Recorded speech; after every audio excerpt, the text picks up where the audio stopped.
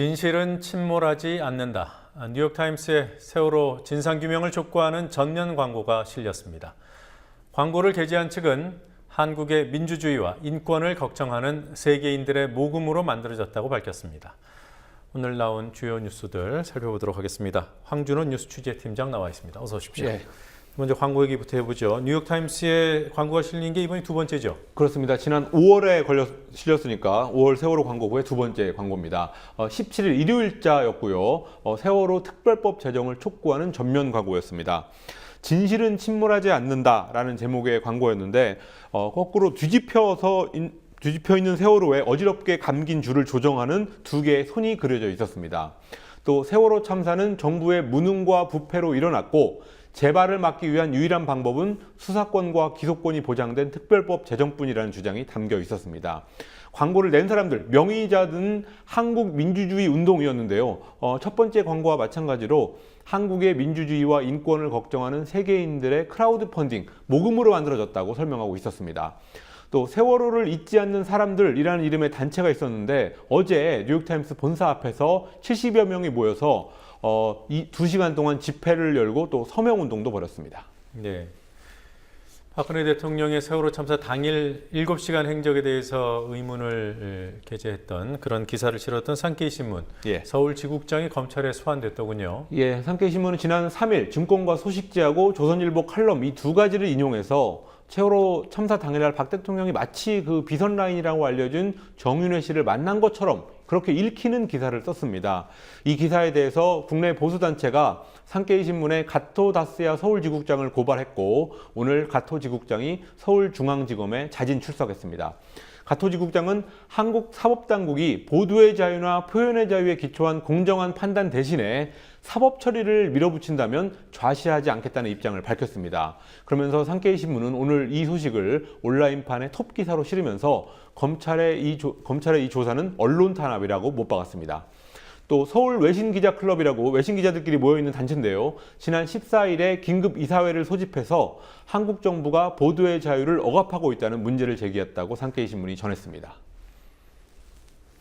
네, 그리고 군 사법체계가 잘못됐다 이런 걸 지적하는 기자회견이 오늘 있었습니까? 예, 28사단 윤일병 사망 사건 이후에 군 사법체계, 그러니까 군 법원이나 군 검찰을 개혁해야 된다라는 목소리가 강해지고 있습니다. 그래서 오늘 58개 시민단체들로 구성된 단체 사람들이 국방부 앞에서 군 사법체계의 근본적인 개혁을 촉구하는 기자회견을 열었습니다. 이 사람들은 윤일병 사망 사건이 4월에 있었지만 최근에야 7월 말에야 이 사건이 공개된 이유는 군 검찰과 군 법원이 사실을 은폐했기 때문이라고 지적했습니다. 또 군사법당국은 특수성을 내세워서 수사기록 일체를 비공개로 하고 또 폐쇄적으로 법원을 운영하기 때문에 은폐와 조작이 가능하다는 지적도 했습니다. 사실 이런 문제가 있다는 사실을 아는 사람도 그렇게 많지는 않은 상황인데요. 이번에 이런 문제가 정확히 알려지는 것만으로도 문제 해결로 가는 첫걸음을 뗀다고 볼 수 있겠습니다. 네, 그리고 국방부가 군 의문사로 보관 중인 시신, 일정한 기간이 지나면 강제로 화장해버리는 예. 그런 법을 추진해 왔다는 게 사실입니까? 그렇습니다. 이게 부모가 있는 시신인데도 그걸 하겠다는 겁니다. 오늘 새정치민주연합의 김광진 의원이 국방부의 장기 미인수 영현 처리 추진 계획을 공개하면서 밝힌 사실입니다. 군 의문사로 추정돼 군 병원에 장기 보관된 시신을 유족들의 동의 없이 강제 화장하는 법령 개정을 국방부가 현재 추진하고 있다는 내용입니다. 또 현재 군병원에는 의문사와 관련한 133기의 시신이 보관되어 있는데 3년 이상 부모가 인수해 가지 않으면 강제로 화장하겠다는 뜻입니다. 김광진 의원은 또 거기에 추가로 국방부가 자살로 처리된 군인의 유족들이 억울함을 주장할 경우에 그 억울함을 유족들 스스로 입증하도록 하는 제도를 준비 중이라고 밝혔습니다. 이 부모들이 시신 인수를 하고 싶은데도 거부하는 것은 억울한 일이 있다거나 아니면 진상규명이 돼야 된다고 보는 점이 있기 때문입니다. 또 부검을 다시 해야 되는 경우도 있고요. 그럼에도 불구하고 강제 화장을 하겠다는 것은 진실을 좀 쉽게 덮어버리기 위한 시도가 아니냐 이런 의심을 받을 수밖에 없습니다. 네. 그리고 서울시가 석촌 지하차도에서 싱크홀을 추가로 발견했다는 소식도 있더군요. 예, 그저께 서울시가 그 싱크홀 현장을 시추 조사, 그러니까 뚫어가지고 구멍을 뚫어서 조사하던 중에 석촌 지하차도에서 2개의 싱크홀을 발견했었는데 오늘 또 5개의 싱크홀이 더 추가로 발견됐습니다.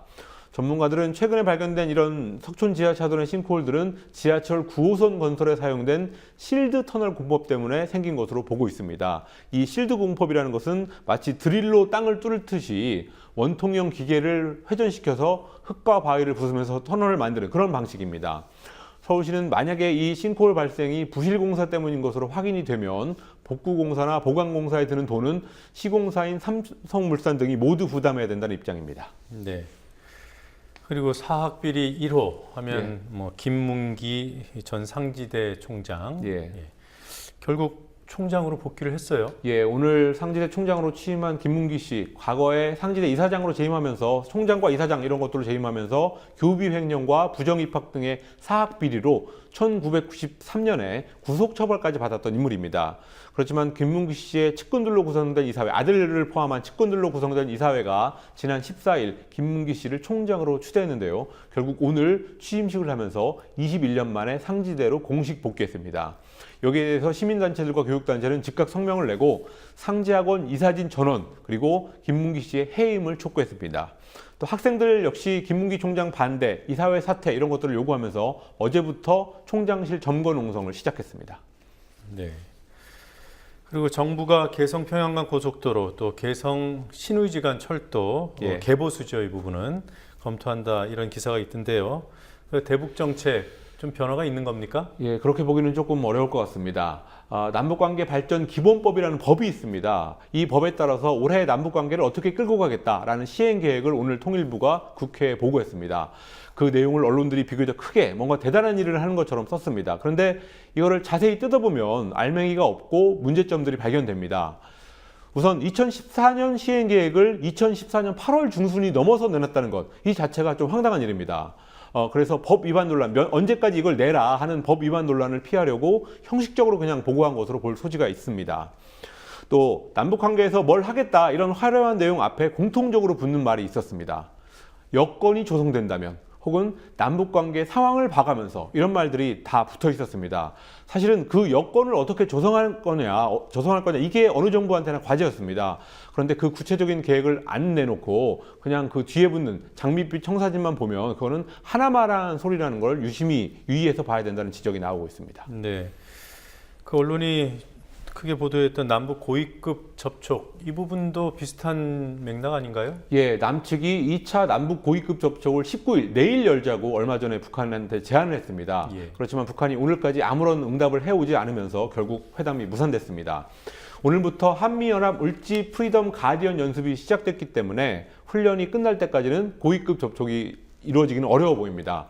한미 훈련이 있는 기간에 남북 대화가 중단된다는 것은 남북 대화의 기초입니다. 그런데도 불구하고 훈련 시작 다음 날 고위급 회담을 하자 이렇게 제안했다는 것은 아까 말씀드렸듯이 올해 계획을 올해 8월에 내놓는 그런 것보다 더 황당한 일이라고 볼 수 있겠습니다. 네, 오늘 여기까지 보겠습니다. 수고하셨습니다.